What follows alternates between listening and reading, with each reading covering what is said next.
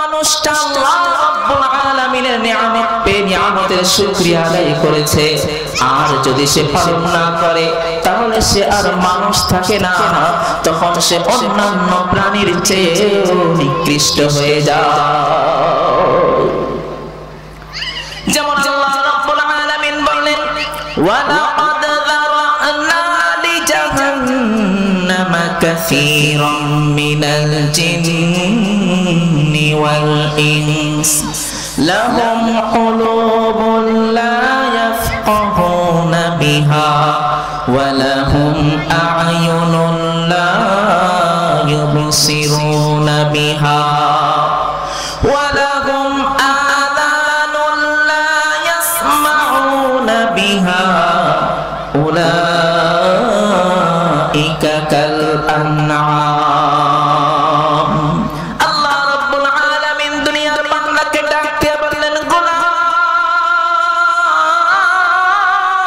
শোন, আমি আল্লাহ রাব্বুল আলামিন তোমার ভিতরে একটা নিয়ামত দান করলাম, আর সেই নিয়ামতটা হলো আকল। সুতরাং এই আকল দিয়ে যদি মানুষ ভালো কিছু দেখে, ভালো কিছু বিবেচনা করে, ভালো কিছু উপলব্ধি করে, তাহলে সেই আকলের নিয়ামতের শুকরিয়া আদায় হবে।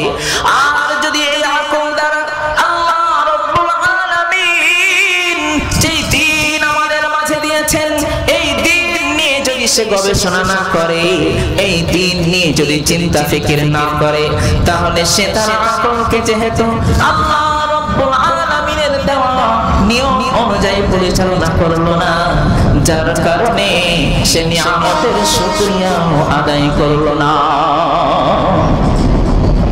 আমার আল্লাহ রাব্বুল আলামিন বলেন, আমি শুধু আকল দিয়েছি তাই নয়, আমি আল্লাহ রাব্বুল আলামিন তোমাদেরকে শ্রবণ শক্তি দিয়েছি।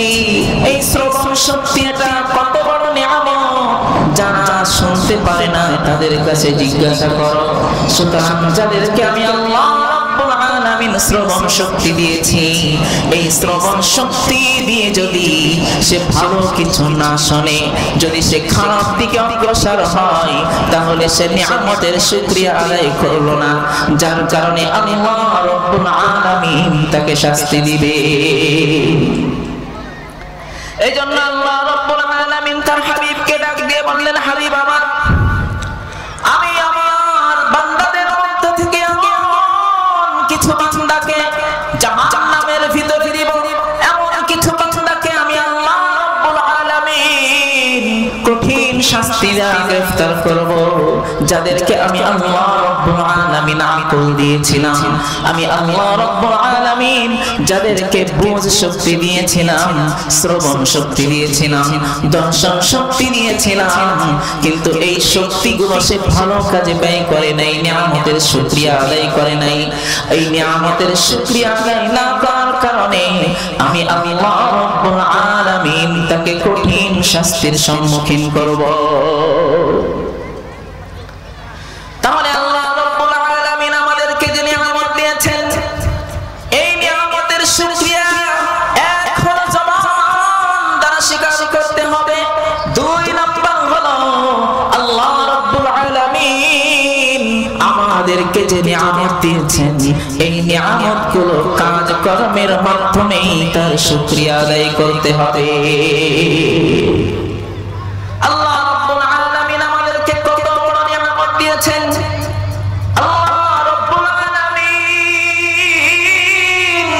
দুনিয়ার মধ্যে সর্বশ্রেষ্ঠ জাতি হইল মুসলমান।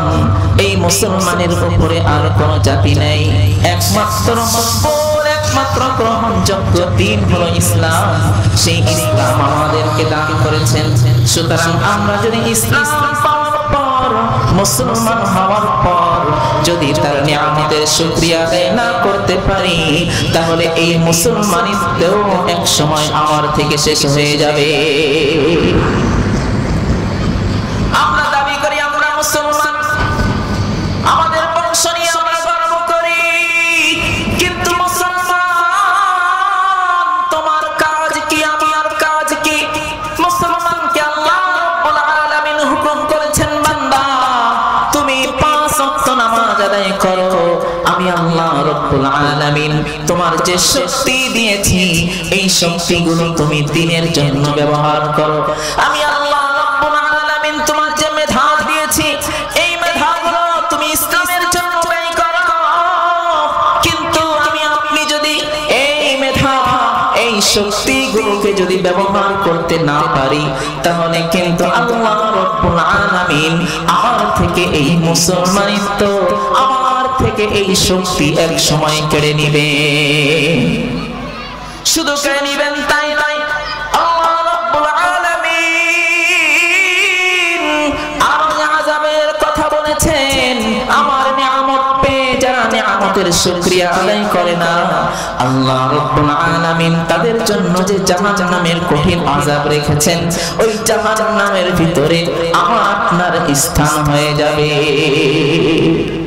এই জন্য আসো, আল্লাহ আমাদেরকে যত নিয়ামত দিয়েছেন, কত নিয়ামত দিয়েছেন এটা আমরা কখনোই গণনা করে শেষ করতে পারবো না। সুতরাং যে নিয়ামত আল্লাহ দিয়েছেন এই নিয়ামতের শুকরিয়া যেন আমরা আদায় করতে পারি।